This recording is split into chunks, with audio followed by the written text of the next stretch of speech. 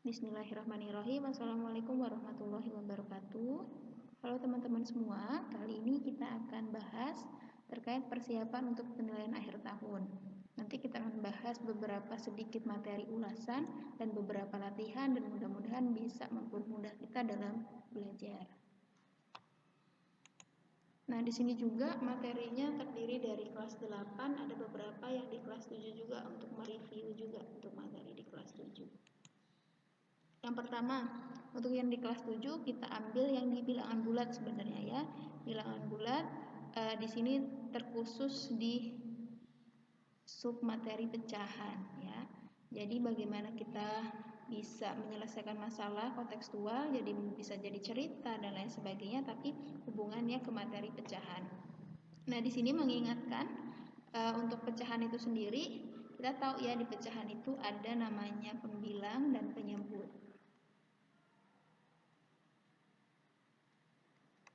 Yang di bawah penyebut, yang di atas pembilang.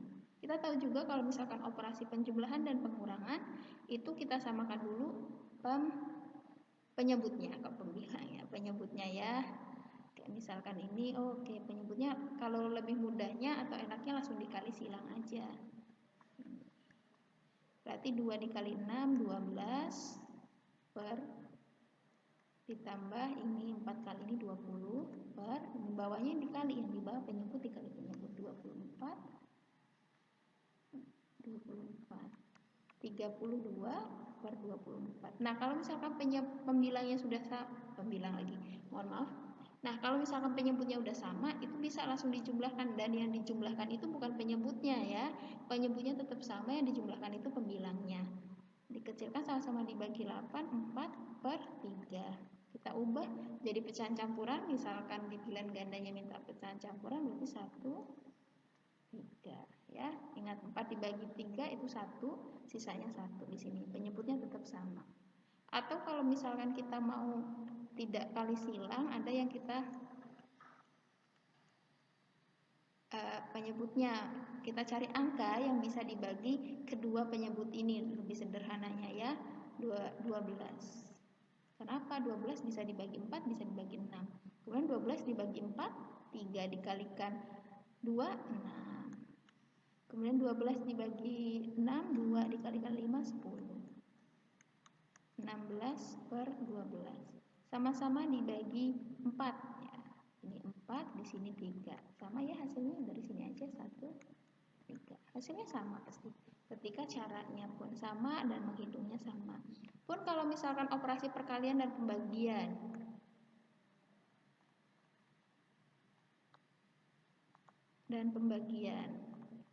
Ini mudah banget kalau pecahan. Misalkan 1 per 2 dikali 1 per 3.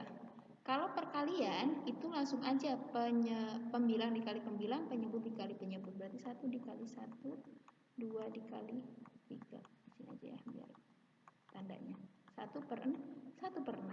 Nah, bedanya kalau pembagian, misalkan 1 per 2 dibagi 1 per 3, caranya yang kedua ini kita balik dulu, tapi tandanya jadi kali. Berarti 1 per 2 dikali 3 per 1. Jadi dibalik dulu.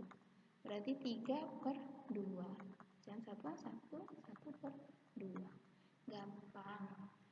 Ya, mudah diingat kembali. Baik, bukan hanya walaupun di sini bahasan tentang pecahan, yang lainnya nggak usah dibahas deh, atau nggak usah latihan, jangan, tapi tetap di latihan. Yang selanjutnya masih di kelas 7 yaitu bangun datar. Ya, kita kan di semester awal itu kita bangun ruang ya. Di sini sebenarnya konsep awal juga ya di bangun datar ini juga kita belajar terkait, ubah dulu warnanya, persegi panjang, persegi, lingkaran, segitiga dan lain sebagainya. Kalau lingkaran ini kita di kelas 8 ya, kelas 8. Nah, di sini kita harus ingat bagaimana karakteristik dari bangun datar tersebut. Baik jumlah sudutnya berapa, kemudian unsur-unsurnya apa aja, kemudian harus tahu juga luas, keliling, cara mencari, ilustrasi, dan lain sebagainya kita harus tahu. Untuk mengingat, kita tahu kalau persegi panjang, kalau kelilingnya nih, untuk keliling seluruh bangun datar ya, itu diingat aja kalau keliling itu menjumlahkan seluruh sisi, ya, seluruh sisi bangun tersebut. Ya, ini berarti ada 4 ya, dijumlahkan ke 4-4-nya. Jadi nggak usah kebanyakan ngafal rumus. Nah, bedanya kalau layang-layang, ini sisi yang di dalam ini nggak kehitung, jangan dihitung ya. Untuk luasnya, ini panjang kali lebar, kita tahu lah ini lebar, ini panjang. Sisi kali sisi, luasnya. Atau sisi kuadrat, kenapa? Kalau persegi karakteristiknya dia keempat sisinya sama. Kalau segitiga, ini ada namanya tinggi. Alasnya pasti yang dimotong, ini alas. Luasnya setengah kali alas kali tinggi. Kalau trapesium ini A, ini B, tetap harus ada tingginya. Oke. Luasnya A ditambah B per 2 dikali tinggi. Kalau jajar genjang ada kaitannya dengan tinggi juga. Ini alasnya. Luasnya alas kali tinggi. Nah, kalau belah ketupat sama layang-layang itu sama rumusnya. Ini ada D1, ini D2. D1, D2 ya, dari sini sampai sini ya. Luasnya pun sama, yaitu setengah dikali D1 dikali D2. Gampang ya? Oke, nah materi kelas 7 juga ada aritmatika sosial, tapi untuk soalnya itu berkaitan tentang untung sama rugi. Ya nih, berkaitan sama untung sama rugi. Gampang banget ini mah, keseharian kita ketemu, kayak misalkan jualan dan lain sebagainya. Pasti pun kalau misalkan nggak ada rumus juga bisa jawab juga. Ini Alin membeli penghapus harga 3.000, kemudian ia menjualnya dengan harga 3.500. Untung atau rugi? Pasti untung. Ya, karena konsep dari untung, nah, disingkat aja ya U. Untung itu ketika harga jual itu lebih besar dari harga beli. Ini konsepnya. Kalau misalkan rugi kebalikan, berarti harga jual itu kurang dari harga beli. Untungnya berapa? Langsung kehitung, langsung aja lah, berarti harga jual dikurang harga beli. Yaitu 500. Langsung bisa jawab. Soalnya sesimpel ini. Ya, beberapa sebenarnya simpel lah, ini ngambil mudahnya gitu kan, pahami, tapi konsepnya tetap sama seperti ini. Yang selanjutnya, dalam mulai bisnis online-nya, Ringgi mencoba untuk berjualan baju dengan modal 500.000. Dia memilih 10 baju, kemudian dia menjualnya dengan 6.000 ya, 60.000.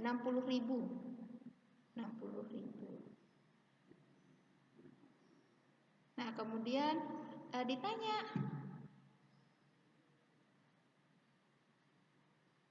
ditanya untungnya berapa, persentasenya gitu. Ya.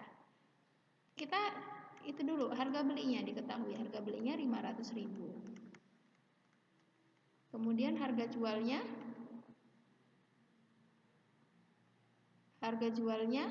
60.000. Ingat, semua bajunya ada berapa? Ada 10. Berarti 600.000. Untung kan? Karena harga jual untung. Karena apa? Harga jual lebih dari harga beli. Untung berapa? 100.000. Untung 100.000. Nah, kemudian ditanya presentasenya. Kalau persentase untung, itu untung per harga beli dikali 100%. Pun seperti itu kalau rugi, diganti aja atasnya, rugi per harga beli ya, bukan harga jual, kali 100%. Karena kita untung kan, nah, untungnya berapa nih? 100.000. Harga belinya 500.000 kali 100%. Coret bis, berarti 100 per 5% berapa? 20%. Oke, berarti dia persentase untungnya 20%. Gampang ya. Nah, untuk materi selanjutnya, bangun ruang sisi datar. Ini semester 1, jangan sampai dilupakan. Terkhusus sebenarnya bangun ruang sisi datar itu terdiri dari 2, yaitu prisma sama limas. Kubus sama balok itu termasuk di prisma. Prisma itu ciri khasnya dia ada alas atas dan alas bawah. Bedanya kalau limas itu ada cuma alas bawahnya. Pun di sini kan otomatis harus tahu karakteristiknya juga, kemudian luas permukaan, hubungannya kan sama luas permukaan sama volume. Ingat aja kalau misalkan kalau prisma, sini ya singkatnya ya, kalau untuk volume itu luas alas kali tinggi. Kalau volume dari limas ini 1/3,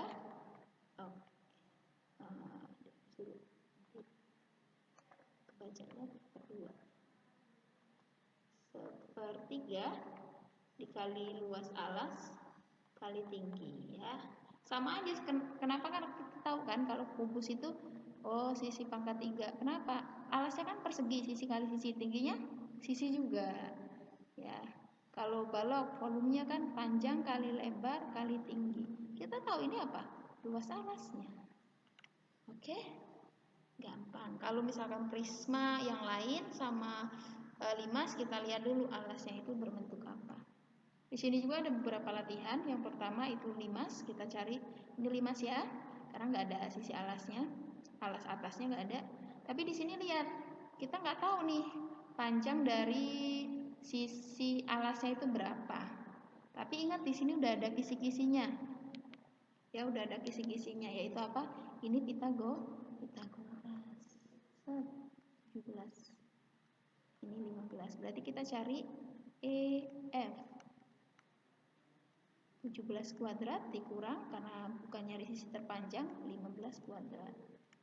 289 dikurang 225.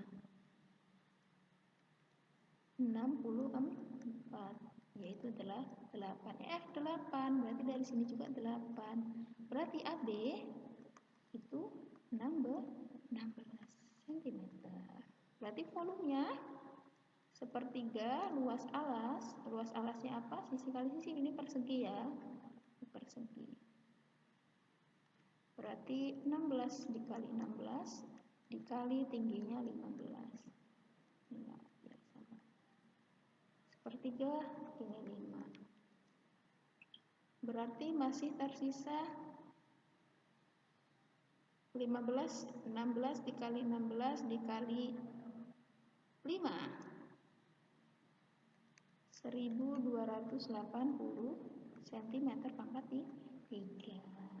Nah, kalau luas permukaan balok ataupun yang lainnya ya, kalau luas permukaan itu kita kuncinya harus paham dulu bangun datar sama menghitung luasnya. Kita tahu ya di sini, berarti kan yang di bawah, atas ini sama, samping kanan, samping kiri sama, depan dan belakang sama.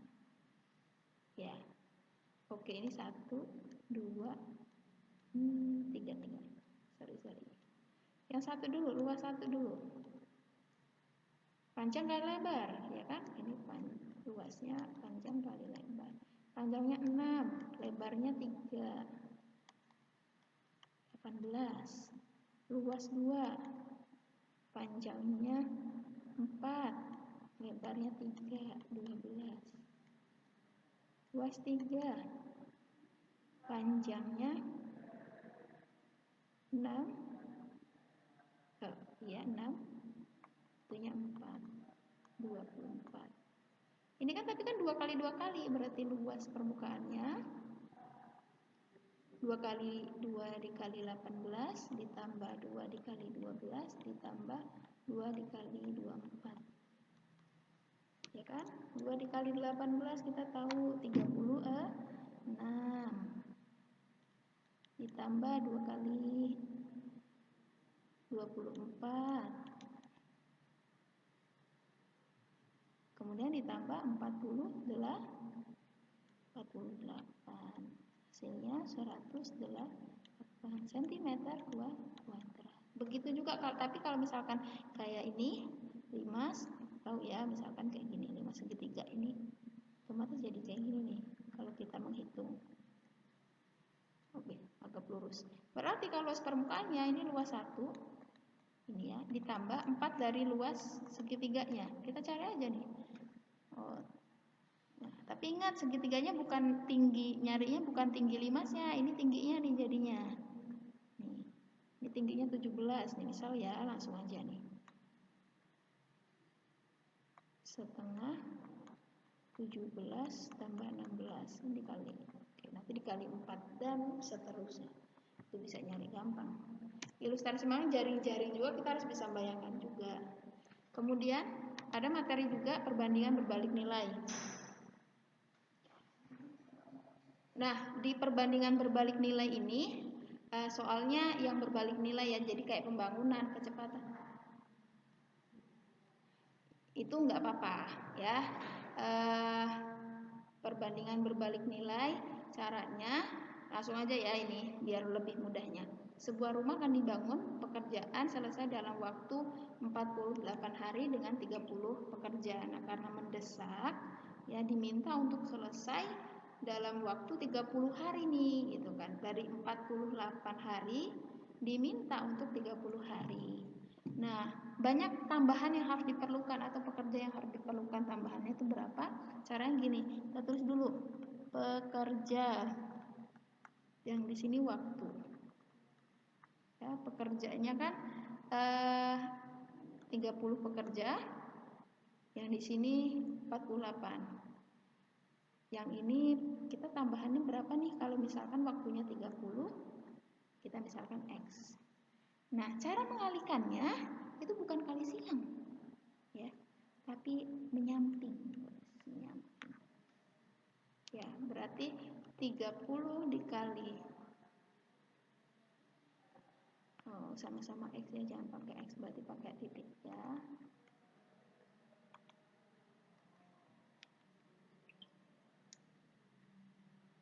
Dikali 48 itu sama dengan 30X. Berarti X-nya, langsung coret aja nih sama-sama, 48. Berarti harus ketika 30 hari membutuhkan 48 orang. Misalkan di jawaban ada 48, jangan langsung 48, dilihat di sini, teliti. Banyak pekerja tambahan. Udah 30, berarti kurang berapa? Kurang 18. Oke. Lanjut ya. Nah, kemudian statistika. Soalnya tipe-tipenya di statistika itu lebih bagaimana nanti disajikan sebuah tabel, baik itu berupa diagram ya, diagram bisa jadi diagram batang, diagram garis, mengamati dan mengamati kemudian menjawab soal seperti itu. Lebih ke situ, menghitung, bisa menjumlah, kemudian ada yang tertinggi yang mana gitu. Jadi emang benar-benar kita melihat dari gambar itu. Kayak misalkan nih contohnya ini di soal PTS yang kemarin ya. Jumlah produksi beras pada tahun 2006 sampai dengan 2009 itu berapa? Caranya gimana? Ini adalah ya. Nah, satu aja. Berapa? Cara menjumlahkan dari 2006 500 ditambah 2007 500 kan 500 ditambah 450 ditambah 550 ditambah terakhir ada 600. Oke, ini udah 150. Oke, ditambah 2. Nah, jawabannya ini. Jadi sebenarnya ini materi yang mudah, tapi terkadang yang biasanya terlewat karena ribet banget, padahal cuma suruh lihat tabel kemudian mungkin diminta untuk menjumlahkan ataupun yang lainnya. Oke, ini contoh yang kedua. Sistem soalnya bukan pilihan A, B, C, D, tapi kita menentukan. Kita lihat tabel atau diagram, kita tentukan nih dari soal-soal. Misalkan produksi terbanyak tahun 2009, benar? Oh iya, paling tinggi, tinggal contreng. Rata-rata produksi dari 2013 sampai 2012 360. Oh, ternyata benar. Caranya gimana? Dijumlahkan dulu semuanya. Kemudian dibagi 1 2 3 4 5 6-nya dibagi. Mudah kok. Angkanya juga bukan angka yang misalkan angka yang jadi komanya banyak sekali dan lain sebagainya, tidak. Penurunan terbesar produksi beras terjadi pada tahun ini kan udah kelihatan nih. Penurunan yang mana nih? Pada tahun berapa penurunan? 2013. pada tahun 2004. Coba lihat 2004. Oh, ini cuma turun 100. Ini kayaknya turun berapa nih? Oh, turun 200. Berarti salah. Saya tidak setuju. Kenaikan terbesar pada tahun 2005. Dilihat 2005. Oke. Oh iya, paling besar. Benar, setuju. Produksi beras terendah pada tahun 2012. Benar nggak nih? Oh, ada lebih terendah lagi. Berarti tidak setuju. Gitu aja. Jadi melihat grafik.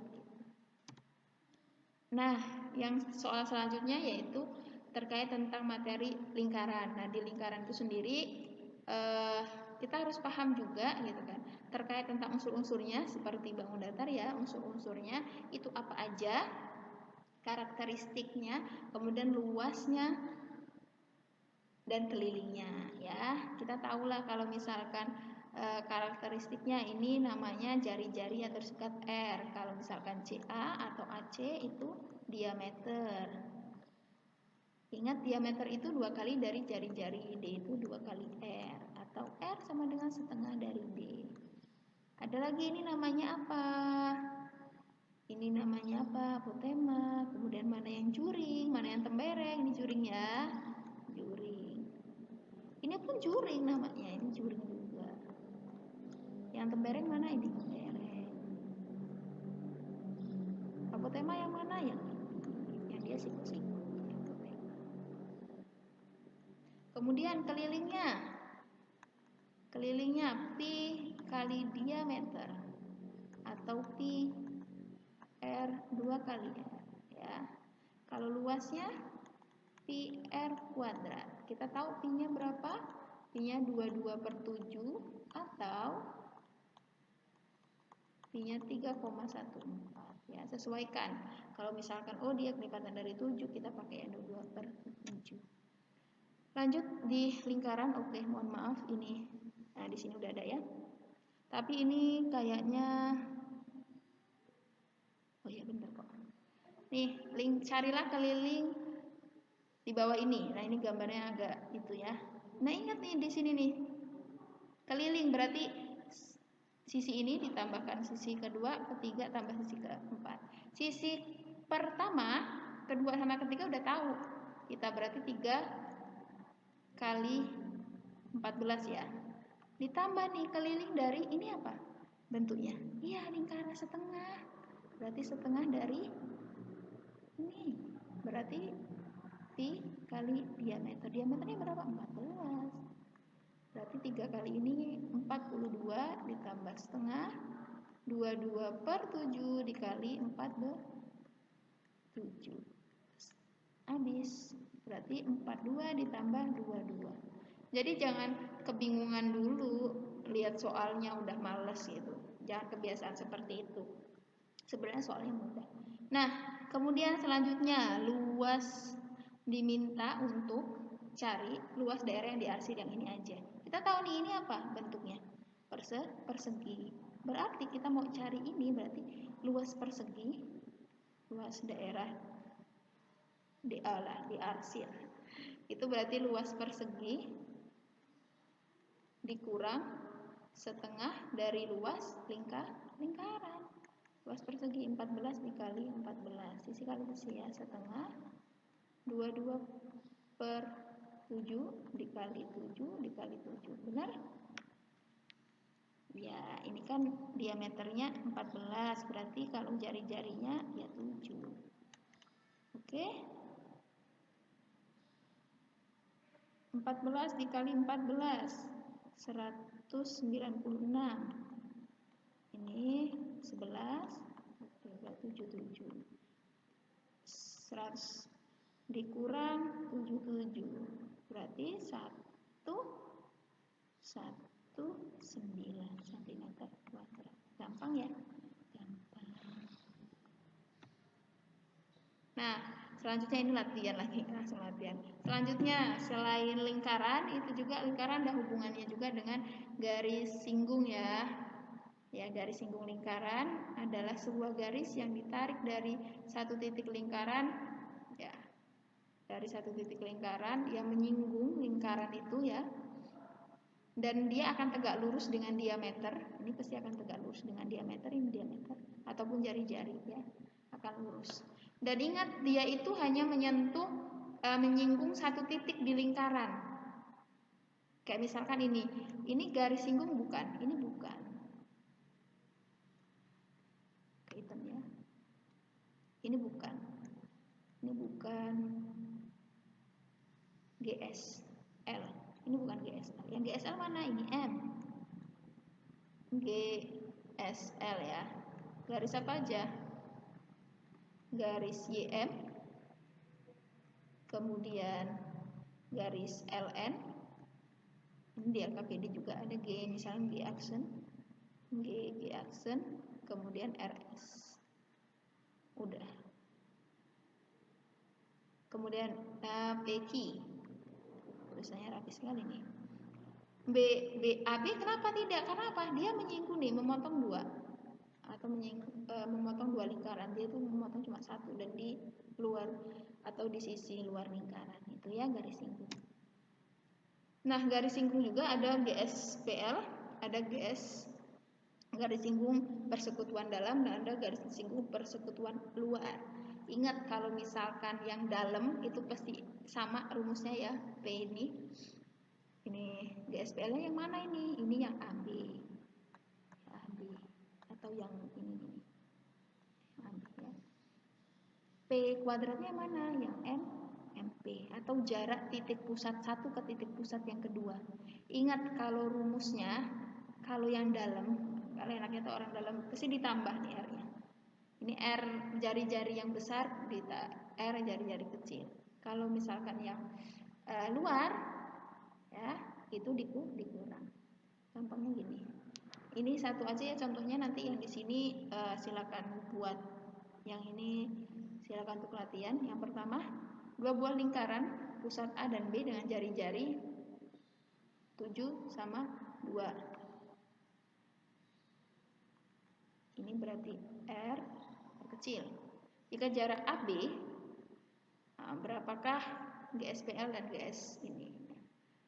GSPL yang luarnya berarti 13 kuadrat, ya kan, dikurang. Karena luar dikurang, berarti 7 dikurang 2 dikuadratkan. Jadi dikurang dulu baru diakarkan. Berarti 169 dikurang 5 kuadrat. 169 dikurang 25. 144 12 cm. Ini GSPL. Kalau GSPD-nya 13 masih sama, dikurang masih sama. Ini yang dijumlah 7 ditambah 2 baru dikuadratkan. 169 dikurang 9 kuadrat. 169 dikurang 81. Ini ada 5. Mohon maaf, bukan 5.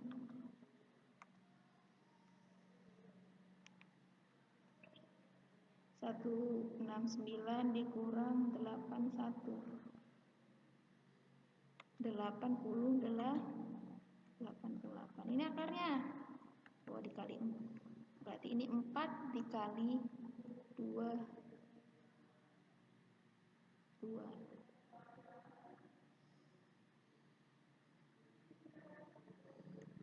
Berarti 2 akar 2. Kalau misalkan hasilnya ini aja nggak apa-apa. Ya, yang soal ini silakan latihan ya. Oh, ini nyari panjang jari-jari. Oke, kalau nyari panjang jari-jari kayaknya tetap harus dikerjakan ya. Maaf, kirain tipe sama.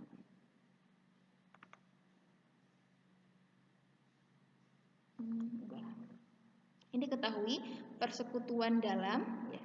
Panjang garis singgung persekutuan dalam itu misalnya langsung aja masukin ini 8 akar dari jarak kedua titik 17 kuadrat dikurang 10. Ini kan kalau dalam ditambahkan yang dicari, misalkan A dikuadratkan. Kita hilangkan dulu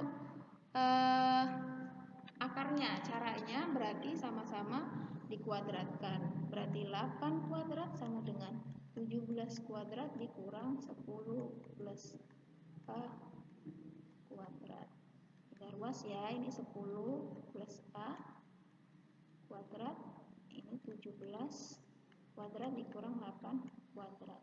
Ini supaya duanya hilang, kita balikin lagi akar 17 kuadrat, berarti 17 dikali 17, 289 dikurang 8 kuadrat, 64. Berapa? 225 ternyata. Ada kan? 15. Tapi jangan langsung jawab 15 mentang-mentang ada pilihannya di jawaban. Langsung aja, berarti 10 plus A sama dengan 15. Berarti A sama dengan 15 dikurang 10, yaitu 5. Oke, berarti jawabannya 5 cm. Oke. Itu dulu yang untuk gradien. Nanti kita lanjut ke part kedua biar nggak kepanjangan ya. Jangan lupa latihan tetap aja, walaupun ini contohnya, cari contoh-contoh yang lain supaya memperlancar kita, memudahkan kita supaya nambah ingat lagi, karena kunci di matematika yaitu latihan. Oke, kita lanjut part 2. Sebelumnya diakhiri dulu. Wassalamualaikum warahmatullahi wabarakatuh.